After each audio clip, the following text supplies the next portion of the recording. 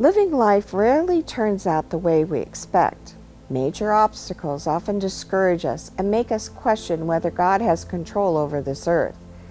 Yet the following verses focus on God's sovereignty. They declare His power and majesty. These verses remind me to look to God instead of chasing the priorities or values of the world around me. Acts 4:24.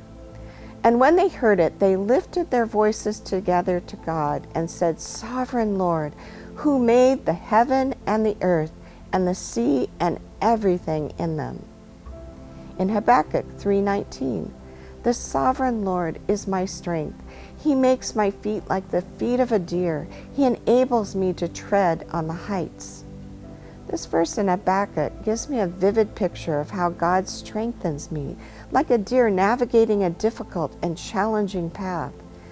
This truth calls me to focus on my priorities, on who should come first in my life, not on what I might feel is most important. It also reminds me that much of my life remains unfinished, and God continues His work in me.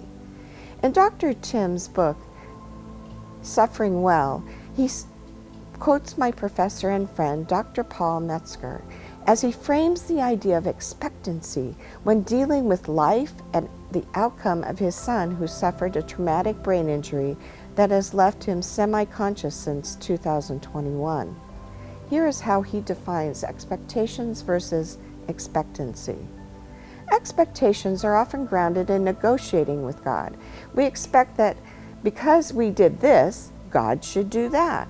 We expect that if we promise to do such and such in the future, God might or should act in a particular way now.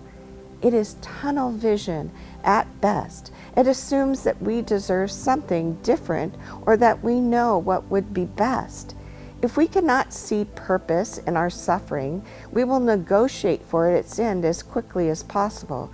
We expect God to act and act quickly in our favor, in our preferred way. Expectancy, on the other hand, is open-handed. This posture of open-handed expectancy doesn't encourage me to sit back and do nothing. Instead, it invites me to find hope and focus on my journey with Jesus.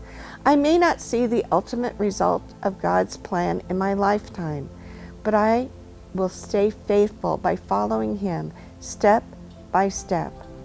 I know that all-powerful sovereign God loves me and remains present in every part of my life journey.